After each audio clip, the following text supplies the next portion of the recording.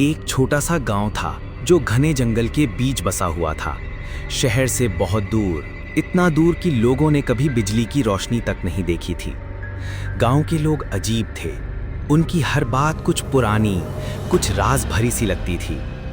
हर साल दुशहरा की रात जब दूसरे गांवों में लोग रावणा के पुतले जलाते थे, यहाँ कुछ और होता था। शाम होते ही सब लोग अपने घरों के बाहर एक काली लकड़ी का पुतला खड़ा करते, उसके हाथ में जलती मशाल देते और उस पर अपना एक बाल बांध देते।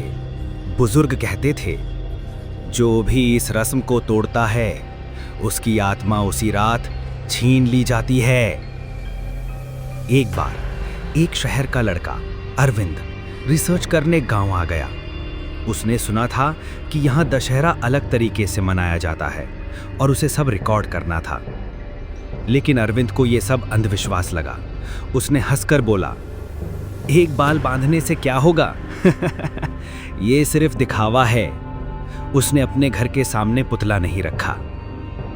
रात को 12 बजे पूरे गांव में एक ही आवाज गूंजने लगी, हंसी हंसी हंसी।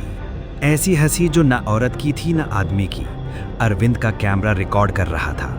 स्क्रीन पर उसने देखा एक लंबी काली परछाई उसके पुतले के जगह खड़ी थी, जहां उसने कुछ भी नहीं रखा था। परछाई के चेहरे पर ना आंखें थी ना मुंह, सिर्फ जलती हुई राख जैसी अंधी खाली जगह। धीरे धीरे वो उसकी तरफ बढ़ने लगी। अरविंद भागना चाहता था, लेकिन पैर जमीन में जैसे जम गए थे।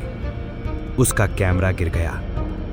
बस उसमें आखिरी चीज रिकॉर्ड हुई, उसके अपने ही बाल जो उसके कंधे से अपने आप टूटकर हवा में उड़ रहे थे और परछाई उन्हें खींचकर अपने चेहरे पर चिपका रही थी।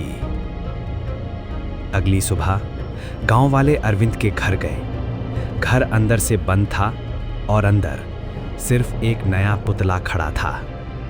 उस पर एक बाल बंधा हुआ था।